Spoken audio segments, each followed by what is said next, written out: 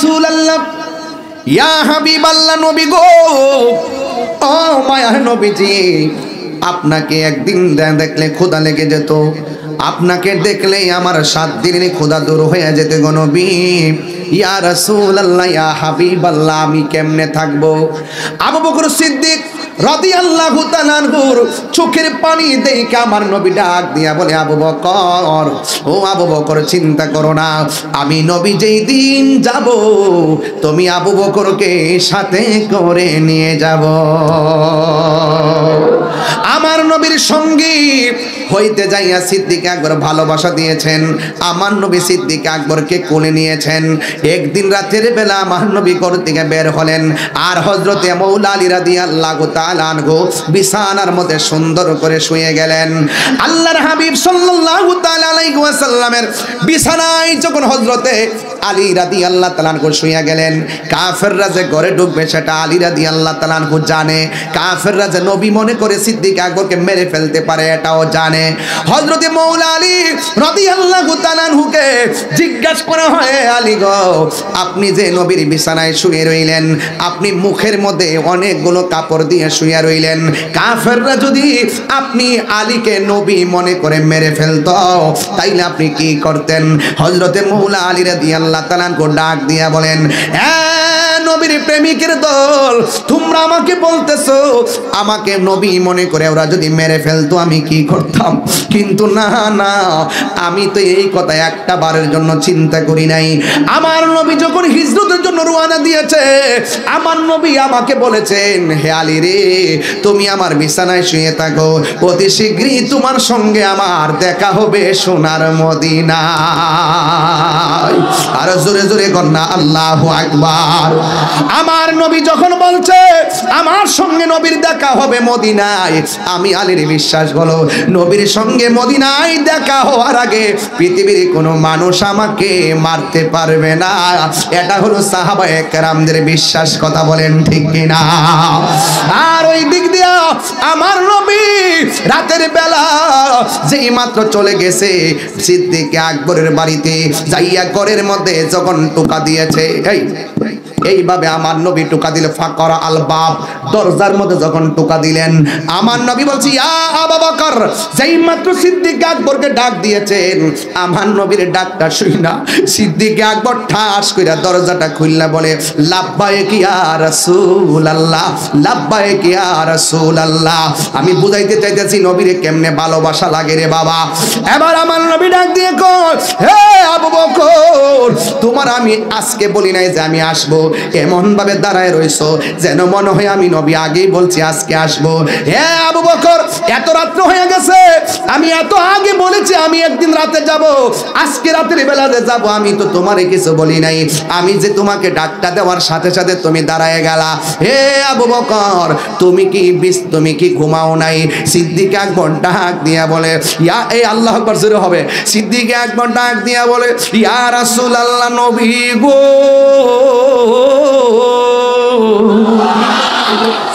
মায়ার নবীজি, যেই দিন আপনি আমারে বলছেন মদিনায় আমারে সঙ্গে বানায় নিয়ে যাবেন, সেই দিন থেকে আমি দিনেও ঘুমাই নাই, রাতেও ঘুমাই নাই। ইয়া রাসূলুল্লাহ, নবী গো, আপনি আমাকে একটা ডাকের বেশি 2টা ডাক দিলে যদি আপনি নবী কষ্ট পান, আল্লাহ কষ্ট পাবে, এই জন্য আমি একটা সেকেন্ডের জন্য বিছানার মধ্যে পিঠ লাগাই না গো নবী।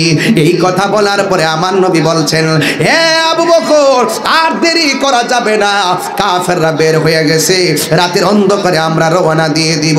সিদ্দিক আকবর নবীর পেছনে পেছনে যায়, আমার নবী সামনে সামনে যায়। আমার নবী যখন সামনে যায়, ওই মুহূর্তে আমার নবীকে সিদ্দিক আকবর ডাক দিয়ে বলেন, ইয়া রাসূলুল্লাহ, এতক্ষণ আমি আপনার পেছনে গিয়েছি, এখন একটু আপনার সামনে আমি যাব। আমার নবী বলে, আবু বকর, তুমি কি জানো না নবী রাসূলদের অগ্রগামী হওয়া যায় না, নবী রাসূলদের সামনে জোরে কথা বলা যায় না, তুমি কেন আমার সামনে যাইবা? ইয়া রাসূলুল্লাহ নবী, সামনের বাড়িটা একটা কাফেরের বাড়ি, ওই কাফেররা তো আপনাকে তালাশ করতেছে, যদি আপনার রাস্তার মধ্যে দেখতে বালায় কাফের বাড়ি থেকে আপনার সিনা মুবারকের বরাবর ওরা তীর মেরে আপনাকে আঘাত করতে পারে। ইয়া রাসূলুল্লাহ নবী, আপনার সামনে আমি থাকতে চাই, একটা বুঝি না, দুইটা বুঝি না, যত তীর আসে আমি আবু বকরের সিনার মধ্যে নিয়ে নিব, কিন্তু আপনার বদন মুবারকে একটা তীরের আঘাত আমি লাগতে দিব না। এইভাবে যাইতে যাইতে অনেক দূর পর্যন্ত গিয়েছে। হঠাৎ করে আমার নবী, আপনার নবী একটা গুহার ভিতরে আমার নবী গিয়ে ঢুকলেন। গুহার মধ্যে ঢোকার পরে সিদ্দিক আকবর বলেন, আমি দেখলাম গুহার ভিতরে অনেকগুলা গর্ত দেখা যায়, প্রত্যেকটা গর্তের মুখের মধ্যে একটা করে সাপ দেখা যায়। আমি দেখলাম শুধু গুহার মুখ আছে, পিছন দিক দিদার চেয়ে খাদো তোমরা, দিদার চেয়ে খাদো তোমরা, না নবীর দেওয়ানা মদিনা, মদিনা মুমিনের ঠিকানা, বলুন মদিনা, মদিনা মুমিনের ঠিকানা। একটা জবান বন্ধ রাখবেন না, মহব্বতে মায়ার সুরে বলুন আল্লাহু আকবার। আমার নবীর মজলিসে আটাক করলো, আমার নবী পাল্টা আঘাত করে নাই। আমার নবী বলছে, আবু বকর এরা বুঝে নাই। আল্লাহু আকবার জোরে কর।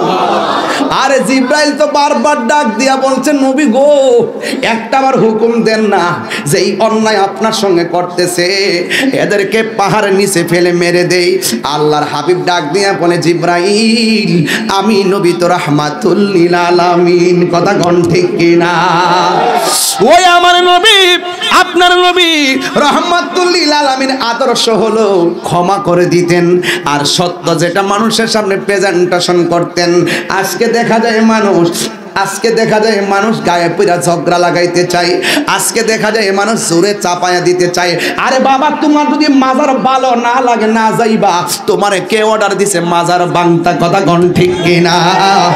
তোমার কাম হলো ফতোয়া দিয়া যাও, আমার কামও ফতোয়া দিয়া যায়।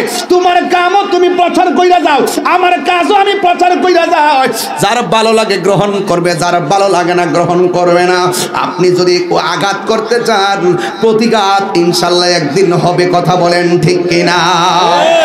এই জন্য যুবক, আমার নবীর জীবনে কোনোদিন কাহারও গায়ে পরে যুদ্ধ করে নাই। আমার নবীর মারার জন্য ষড়যন্ত্র করেছে। আল্লাহ বলছে, বন্ধু আর তসবিহ হাতে রাখবেন না, হাতে তলোয়ার নেন। নবীরে মারতে আসছে, আল্লাহ কয় তলোয়ার নেন। আমার নবীর নিজ থেকে কোনোদিন কাহারোর সঙ্গে যুদ্ধ করে নাই। 27টা যুদ্ধ করছে, কাফেররা গায়ে পড়ে নামছে ইসলামের নাম নিশানা মুছে ফেলার জন্য। আজকে বাংলাদেশের কি হইছে, নিজেরাই কামড়া কামড়ি লেগে মানুষ মারে, কথা কোন ঠিক কিনা? কি জানে ধরলো, কি জানে হইলো। ওই দিন দেখলাম দুই গ্রুপে লাগা সাইডটা নাই, যে মার সন্তান মারা গেছে সে বুঝে সন্তান হারা ব্যথা কত, কথা বলেন ঠিক কিনা? আরে ভাই, নিজেরা কামড়া কামড়ি লাগছেন কিসের জন্য? চেয়ারের জন্য। লাত্তি মারি চেয়ার। সেই ক্ষমতায় আপন ভাইয়ের রক্ত ঝরাতে হয়, সেই ক্ষমতা আমরা চাই না, কথা বলেন ঠিক কিনা? রক্তের রাজনীতি বন্ধ করো। মুখ দেখাইতে পারি না লজ্জায়, সারা বিশ্ব আমাদেরকে কিভাবে তুলে ধরছে। আপন নাই পর নাই, স্বার্থের জন্য মানুষকে বলি করে দেওয়া, মানুষকে মেরে ফেলা। আমরা মুখ দেখাইতে পারি না তোমাদের এই সমস্ত চরিত্রের কারণে, কথা বলেন।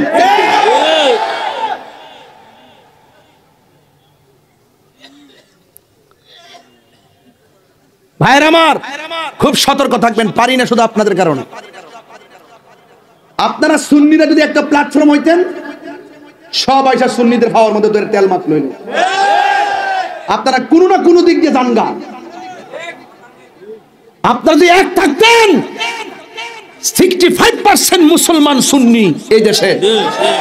পারি না শুধু আপনাদের কারণে। আপনারা কোনো না কোনো জিলাপি ভাই আর বিস্কুট ভাই নাচ মারেন। এগুলো এখন বন্ধ করতে হবে। বুঝেন না কেন বলতেছি? যে দিকে যাবো একদিকে যাবো, যেখান দিয়ে যাই কিন্তু বাইঙ্গা বাইঙ্গার যাইতাম না। এবারে বাইঙ্গা বাইঙ্গার দিন শেষ, বাবা শাহজালালের বাংলাদেশ। দুই হাত করে বলো ঠিক কিনা বলো।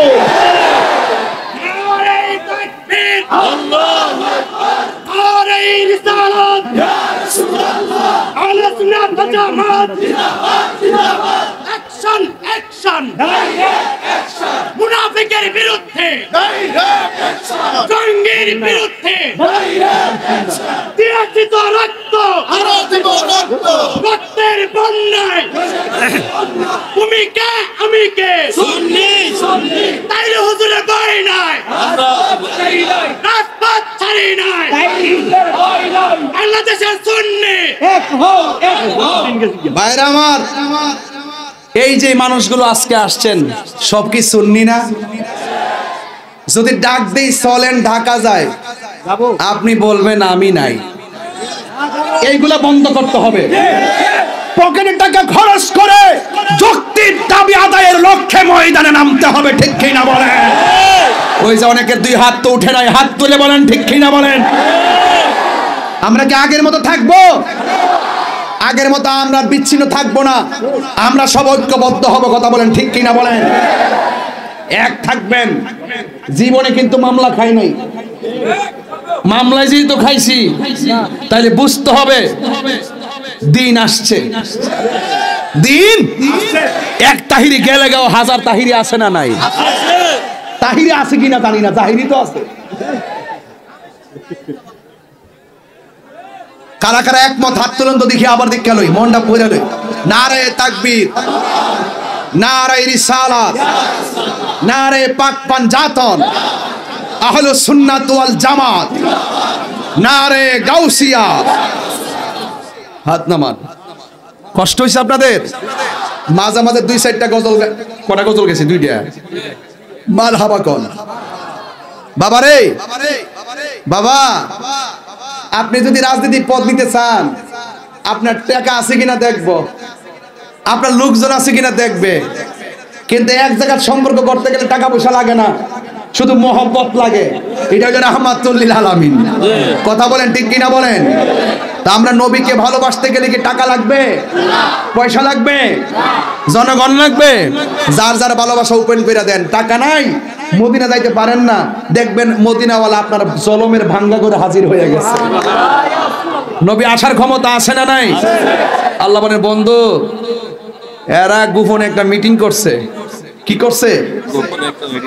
আজকে যে আমি এখানে আইছি, ওই দিন নেতা কইতে পারবো কত ঝামেলা গেছে, গেছিনি? কত যে ঝামেলা, তাহিরির ব্যাপারে কত ঝামেলা করে বাবা। এই তাহলে গুছাইলাই বাবা, গুছাইলাই। আর 10 মিনিট সময় দিবেন নি আমারে? 10 মিনিট দিবেন নি ইনশাল্লাহ? 1 ঘন্টা 10 মিনিট হয়ে গেছে স্টেজে আইছি। মারহাবা জোরে কর। মনে হয়েছে 20 মিনিট আইছি। প্রেমের সময় কেমনে যায় বোঝা যায় না। তা তাহিরি নতুন কেউ না। আমারে সেতাইলে আমি সেতি, আমারা ধরলে আমি ধরি। আমার সঙ্গে একটু ভালো ব্যবহার করেন, আমি ওকে। কিন্তু নবীর বিরুদ্ধে কথা বলবেন, আপনাকে চেনার টাইম আমার নাই। এটা কন্টেটমেন্ট, এটা স্পৃহা। আমার কোনো সম্পদ নাই, নবী আছে। কথা কন ঠিক কিনা? রাসূল বলছেন, আল্লাহ বলছেন বন্ধু ওরা মিটিং করছে। উপেনে না গোপনে? কথা কনা গোপনে, উপেনে না গোপনে? তো এই বাবা, এই তোমরা এদিকে যাও। আরে কি, অনেক মানুষ দেখে না তো। যাও বাবা, এদিকে যাও, এদিকে যাও। কি এত বড় মাঠ জায়গা হয় না? এবার তো মনে পিছনে আনছেন মাঠ, হাই স্কুলটা একবার ঘুরাত নিয়ে আসছেন না, একবার শেষ মতে নিয়ে আসছেন। এরপর অবস্থা এই অবস্থা। আহা, এটা হলো নবীর প্রেমিকদের জোয়ার। এরা যে কাফেররা মিটিং করছে, গোপনে না ওপেনে? কাফের কাছে যেটা গোপন, ওপেন কার কাছে? ওয়ামাকারু ওয়ামাকারুল্লাহ।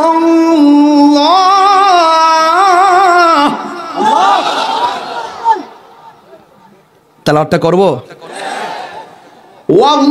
ওয়াল্লাহু খায়রুল মাকিরিন।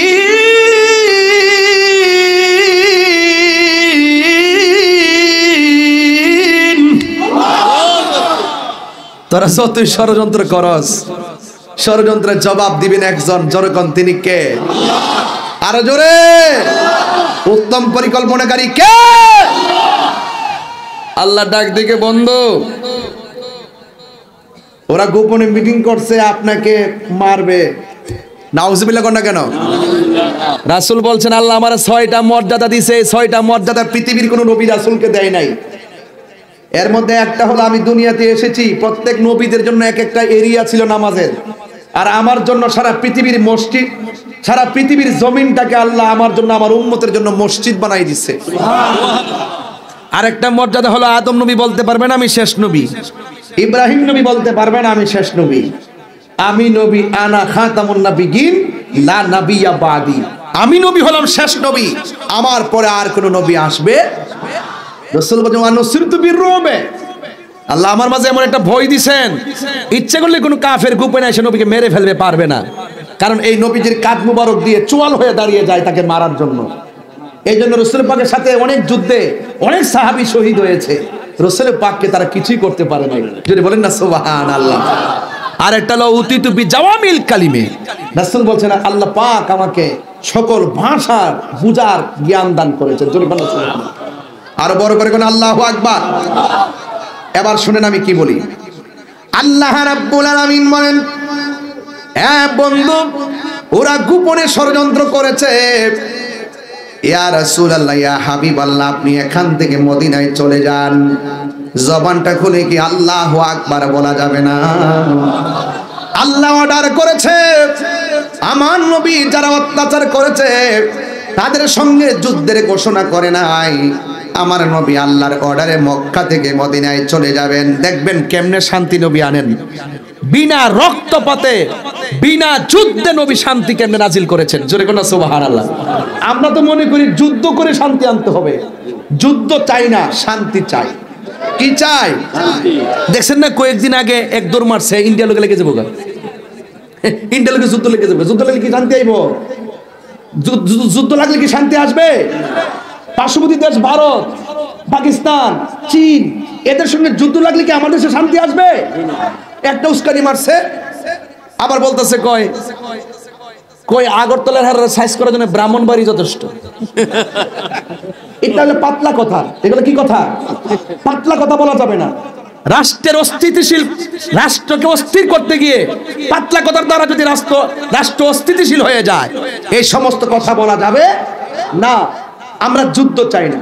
আমার প্রশ্ন হলো, যদি কেউ স্বইচ্ছায় এই বাংলাদেশের 1 ইঞ্চি মাটি নেওয়ার ষড়যন্ত্র করে, শুধু আপনি একা কেন, সবাই মিলে তার বিরুদ্ধে দাঁড়িয়ে যাবে। আর হুদুদে আপনি গায়ে পড়ে যায় যুদ্ধ করবেন, এত কামরা কি লেগে? এই কামরা কামড়ি বন্ধ করে। দেখছেন না 2 দিন নাচছে, এরপর আবার গরম হয়ে গেছে গা। এগুলো হলো বাংলাদেশের মানুষকে বেকুব পাইছে, হুজুগে বাঙালি হয়ে গেছে গা সব। এগুলো বলা যাবে না। আমরা আমাদের দেশকে আমাদের মতো করে সাজাবো। কথা বলেন ঠিক কি না? সকল দেশের সাথে আমরা বন্ধুসুলভ আচরণ করব। কিন্তু কোন দেশ যদি আমাদের উপরে যদি মাথায় চড়ে বসে দাদাগিরি কিংবা বাবুগিরি করতে চায়, সেখানে আমরা তাকে প্রশ্রয় দিব না। কথা বলেন ঠিক? এইগুলো হলো রাজনীতির সিস্টেম। রাজনীতি আমি এমন পছন্দ করি না। এগুলো সিস্টেম, গায়ে পড়ে ঝগড়া বাঁধাবেন না। যুদ্ধ কখনো শান্তি আসে না, আনে না। আল্লাহ বলছেন বন্ধু আপনি চলে যান, ওরা ষড়যন্ত্র করতেছে আপনাকে মেরে ফেলার জন্য। তো হুকুম করছে কে? ঠাস করে আমার নবী মৌলা আলী রাদিয়াল্লাহু তাআলাকে ডাক দে, আলী গো, আমি তো রাত্রে একদিন জামুগা, আমি যখন চলে যাব আমার বিছানার মধ্যে আপনি শুয়ে থাকবেন। সুবহানাল্লাহ বলবেন না? সুবহানাল্লাহ। আর ওই দিক দিয়ে সিদ্দিক আকবর বলছে, আবু বকর আমাকে তো আল্লাহ অর্ডার করেছেন চলে যাওয়ার জন্য, আমি তো চলে যেতে হবে। সিদ্দিক আকবর বলতেছেন, ইয়া রাসূলুল্লাহ, আপনি কি আপনার ইচ্ছায় যাচ্ছেন নাকি আল্লাহর ইচ্ছায়? আল্লাহর ইচ্ছায়। আল্লাহর ইচ্ছা যদি যায় থাকেন আমি বাধা দিব না, তবে আপনি রসুলকে দেখলে আমার 7 দিনের ক্ষুধা দূর হয়ে যেত। ইয়া রাসূলুল্লাহ, ইয়া হাবিবাল্লাহ, নবী গো, ও মায়ার নবীজি, আপনাকে একদিন দেখলে ক্ষুধা লেগে যেত, আপনাকে দেখলেই আমার 7 দিনের ক্ষুধা দূর হয়ে যেত গো নবী। ইয়া রাসূলুল্লাহ ইয়া হাবিবাল্লাহ আমি কেমনে থাকবো? আবু বকর সিদ্দিক রাদিয়াল্লাহু তাআলা আনহুর চোখের পানি দেখে আমার নবী ডাক দিয়া বলে, আবু বকর, ও আবু বকর চিন্তা করো না, আমি নবী যেই দিন যাব তুমি আবু বকরকে সাথে করে নিয়ে যাব। আমার নবীর সঙ্গী হইতে যাইয়া সিদ্দিক আকবর ভালোবাসা দিয়েছেন। আমার নবী সিদ্দিক আকবরকে কোলে নিয়েছেন। একদিন রাতের বেলা আমার নবী ঘর থেকে বের হলেন, আর হযরতে মৌলা আলী রাদিয়াল্লাহু তাআলা আনহু বিছানার মধ্যে সুন্দর করে শুয়ে গেলেন।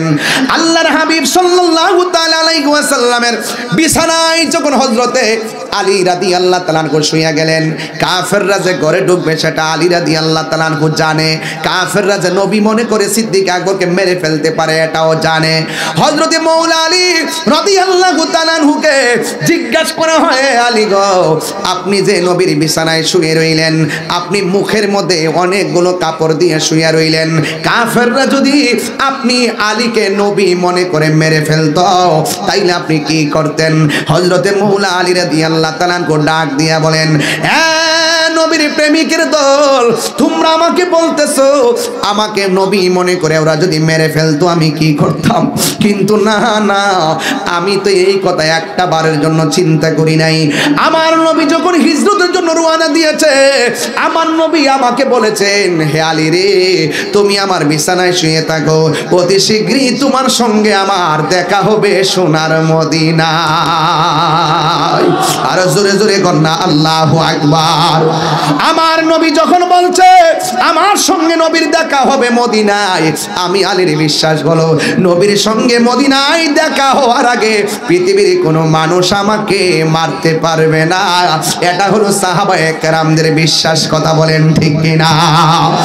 আর ওই দিক দিয়া আমার নবী রাতের বেলা যেই মাত্র চলে গেছে সিদ্দিক আকবরের বাড়িতে, যাইয়া ঘরের মধ্যে যখন টোকা দিয়েছে, এইভাবে আমার নবী টোকা দিলে ফাকরা আল বাব, দরজার মধ্যে যখন টোকা দিলেন, আমার নবী বলছি ইয়া আবু বকর, যেই মাত্র সিদ্দিক আকবরকে ডাক দিয়েছেন, আমার নবীর ডাকটা শুই না সিদ্দিক আকবর ঠাস কইরা দরজাটা খুললা বলে, লাব্বাইক ইয়া রাসূলুল্লাহ, লাব্বাইক ইয়া রাসূলুল্লাহ।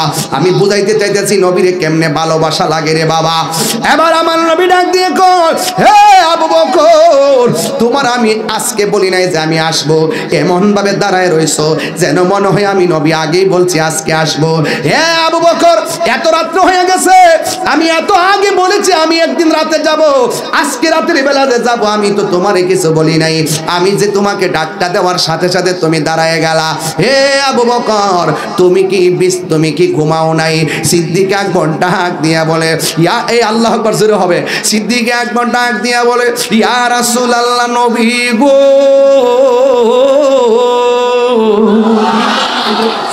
মায়ার নবীজি, যেই দিন আপনি আমারে বলছেন মদিনায় আমারে সঙ্গী বানায় নিয়ে যাবেন, সেই দিন থেকে আমি দিনেও ঘুমাই নাই, রাতেও ঘুমাই নাই।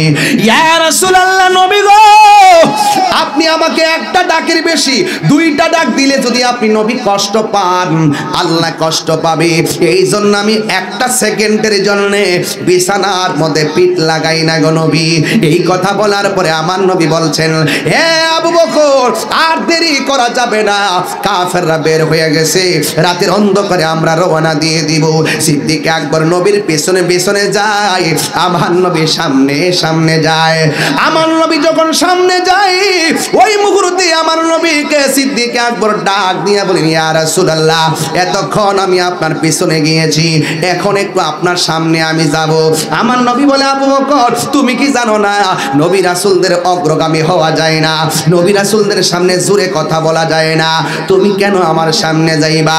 ইয়া রাসূলুল্লাহ, নবী, সামনের বাড়িটা একটা কাফেরের বাড়ি, ওই কাফেররা তো আপনাকে তালাশ করতেছে, যদি আপনার রাস্তার মধ্যে দেখা বলায় কাফের বাড়ি দাড়ি থেকে আপনার সিনা মুবারকের বরাবর ওরা তীর মেরে আপনাকে আঘাত করতে পারে। ইয়া রাসূলুল্লাহ নবী, আপনার সামনে আমি থাকতে চাই, একটা বুঝি না, দুইটা বুঝি না, যত তীর আসে আমি আবু বকরের সিনার মধ্যে নিয়ে নিব, কিন্তু আপনার বদন মুবারকে একটা তীরের আঘাত আমি লাগতে দিব না। এইভাবে যাইতে যাইতে অনেক দূর পর্যন্ত গিয়েছে।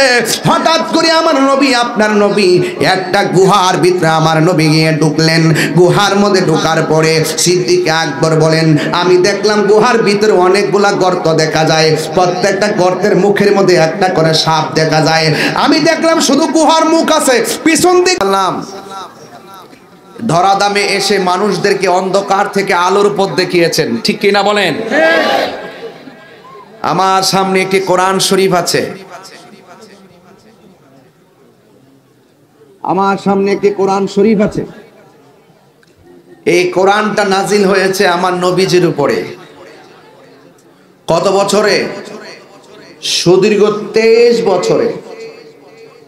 এও আবার একসাথে নাজিল হয় নাই, অবস্থার আলোকে প্রয়োজন বেদে নাজিল হয়েছে, যখন যেটা প্রয়োজন, ঠিক কিনা বলেন?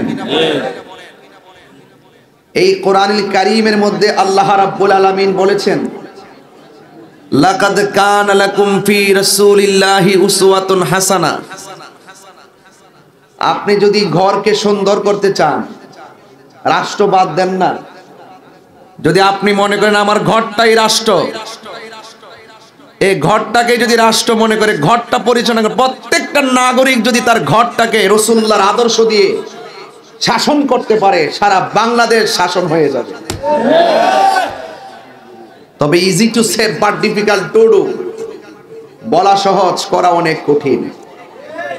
আজকে মুখে মুখে অনেকে বলে আমি ধোয়াই তুলসী পাতা, কথা কোন ঠিক কিনা? কিন্তু দেখা যায় হাকিকতে ভিতরের মধ্যে অনেক ধরনের নিফাক বিল ইতিকাদ, মুনাফিকি লুকায়িত। আল্লাহর হাবিব সাল্লাল্লাহু আলাইহি সাল্লামের মাঝেই রয়েছে আমাদের জন্য উত্তম আদর্শ, কারণ আল্লাহর হাবিব হলো আমাদের জন্য মডেল। নামাজ পড়বেন, কোরআন শরীফে খুঁজে কোথাও পাবেন না যে তুমি এমন ভাবে রুকু করো, এমন ভাবে সিজদা করো, এমন ভাবে সালাম ফিরে, এমন ভাবে নিয়ত বাঁধো। রাসূল বলছেন, সল্লু কামা রাআইতুমুনি উসাল্লি, তুমি এমন ভাবে নামাজ পড়ো যেমন ভাবে আমি নবী নামাজ পড়ি। এই জন্য বলছি রাসূল হলো আমাদের জন্য মডেল, আর নবী পাকের মাঝে রয়েছে আমাদের জন্য চলার পথে উত্তম আদর্শ। এই জন্য আমার যুবক ভাইয়েরা, আল্লাহ মানা নবী মানা নয়, নবী মানলেই আল্লাহ মানা হয়। কথা কি পরিষ্কার? ওয়াজ বাড়িতে নিয়ে যাবেন, কারণ আমার দেশকে সাজাতে হবে, আমাদের ব্যক্তি জীবনে সেই ওয়াজের প্রতিফলন ঘটাতে হবে, কারণ দেশকে ভালোবাসা ঈমানের অঙ্গ, ঠিক কিনা বলেন? এই ভূখণ্ড, এই ভূখণ্ডে যত মানুষ বাস করে, প্রত্যেকটা মানুষের ঘরে শান্তি আসবে যদি আমরা রাসূল পাক সাল্লাল্লাহু আলাইহি সাল্লামকে ফলো করি। এই জন্য আল্লাহ বলছেন, বন্ধু তাদেরকে বলে দেন, ওরা যদি আমি আল্লাহর ভালোবাসা পেতে চায়, তারা যেন আপনি নবীকে ভালোবাসে। তারা যদি আপনি নবীকে ভালোবাসে, আমি আল্লাহর প্রতি তাদের ভালোবাসা হয়ে যাবে, আমি আল্লাহও তাদেরকে ভালোবাসবো। এর মধ্যে একটা শব্দ ছোট্ট করে লেখা আছে, ফাত্তাবিউনি, তোমরা আমাকে অনুসরণ করো। যদি নবীকে অনুসরণ করি আল্লাহ খুশি হবেন। আল্লাহ খুশি হয়ে আল্লাহ পাক ওয়ায়াগফির লাকুম যুনুবাকুম ওয়াল্লাহু গফুরুর রহিম, আল্লাহ পাক রব্বুল আলামিন আমাদের সমস্ত গুনাহগুলো মাফ করে দিবেন। এই মাহফিলগুলো হলো গুনাহ মাফের উসিলা, গুনাহ মাফের উসিলা। আজকে জলমেরি মাহফিল ইতিহাসের পাতায় অঙ্কিত থাকুক, যদি মরেও যান বলতে পারবেন হাজার হাজার মানুষের মাঝে, ইয়া রাসূলুল্লাহ আপনার স্লোগান দিয়েছিলাম। এগুলো মিজানের পাল্লায় কথা বলবে। আল্লাহ বলছেন, ইয়া আইয়ুহাল্লাযিনা আমানু আমিনু বিল্লাহি ওয়া রাসূলিহি আল্লাহ বলছেন, হ্যাঁ ঈমানদারগণ, তোমরা আমি আল্লাহর উপর ঈমান আনো এবং আমার রাসূলের উপর ঈমান আনো। আমানু আমিনু। এই জন্য আল্লাহ একজন বিশ্বাস করতে হবে, রাসূলের পাককে জানের চাইতে বেশি ভালোবাসতে হবে। আপনি যখন সত্যের পথে থাকবেন, আল হাক্কু মুররুন, সত্য তিক্ত। আপনি যখন সত্যের পথে থাকবেন, আপনার শত বাধা আসবে, দিন শেষে আধার কেটে যাবে, আলো আসবেই। এই জন্য যুবক ভাইরা আমার, আল্লাহ পাক আমাদেরকে দুনিয়াতে পাঠিয়েছেন। এই যে কণ্ঠ দিচ্ছি, এই কণ্ঠ একদিন থাকবে না। বহুত আলেমদের ওয়াজ মাটিতে বসে বসে শুনছি, কামেল পাশ করেও মাটিতে বসে ওয়াজ শুনছি, যদিও ওয়াজ করতাম। এরপরও মুরব্বী উলামা একরামদের আলোচনা শুনেছি। এখানে অনেকগুলো ছেলেরা বসে আছে, এই বিষয়গুলো অনেক গুরুত্বপূর্ণ। এই জায়গাগুলো আমার পাশে আমাদের বড়রা সুন্নিয়া কামিল মাদ্রাসার প্রিন্সিপাল মহোদয় বসা আছেন। উনি উস্তাদুল উলামা, বাদরুল ফুকাহা, উস্তাদুল উলামা। অসংখ্য ছাত্র আলেম হয়ে গেছে, অসংখ্য ছাত্র এখন সুবক্তা হয়ে গেছে। এই জন্য যতদিন পর্যন্ত আপনি ভালো কিছু সমাজের জন্য দিয়ে যেতে পারবেন, আজীবন আপনার জন্য দোয়া আসতেই থাকবে। কথা বলেন ঠিক কিনা? ভাইরা আমার, আল্লাহ রাব্বুল আলামিনের হাবিবকে জানের চাইতে বেশি ভালোবাসতে হবে। এই ভালোবাসা যখন বেশি বাসবেন, আপনার বিরুদ্ধে অনেক ষড়যন্ত্র হবে, আপনাকে অনেক জ্বালা সহ্য করতে হবে। আপনাকে সমস্ত পরীক্ষাগুলো একজনই দিবেন, তিনি আমাদের রব। ঠিক কিনা বলেন? এই সকল পরীক্ষার মধ্যে যদি আমরা ধৈর্য ধারণ করে থাকতে পারি, তাহলে ইনশাআল্লাহ বিজয় আমাদের আসবে। তবে শর্ত আছে একটা, ঈমানদার হতে হবে।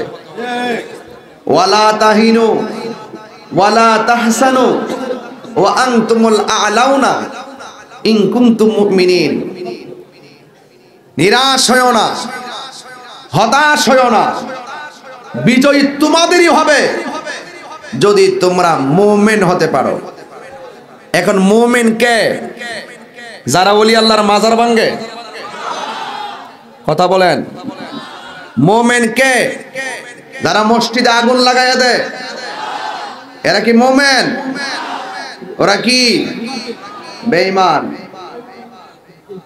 যাদের হাত থেকে মানুষ নিরাপদ না, সে কখনো মুসলমান হতে পারে না। মান সালিমাল মুসলিমুনা মিন লিসানিহি ওয়া ইয়াদিহি। যার হাত থেকে কেউ নিরাপদ না, যার জবানের কথা থেকে কেউ নিরাপদ না, সে যতই মাথায় পাগড়ি পরুক, যতই মুখে দাড়ি রাখুক, মনে রাখবেন এদের ভিতরে মুনাফিকি রয়েছে। এরা কখনো মুমিন হতে পারবে না, মুসলমান হতে পারবে না, যারা ওলি আল্লাহর সঙ্গে বেয়াদবি করে। তো দেশে শান্তি আসবে কেমন? আপনি বলছেন আধুনিক রাষ্ট্র গঠন করবেন। আধুনিক রাষ্ট্র কি গঠন করবেন? নবীজি কি বলছে? কবরের মধ্যে আগুন লাগাই দাও। নবীজি কি বলছে? মসজিদে আগুন লাগাই দাও। তো এই আগুন লাগাইলো কারা? এ যারা মসজিদে আগুন লাগায়, এদের বিরুদ্ধে আমাদের কি রুখে দাঁড়াতে হবে?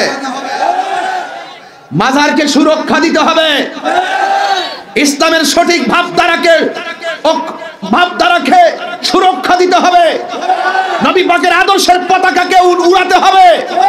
যারা নবীর বিরুদ্ধে অবস্থান নিবে, যারা ওলি আল্লাহর বিরুদ্ধে অবস্থান নিবে, সেখানে সকল আহলে সুন্নাত ওয়াল জামাতের আপামর সুফি জনতাকে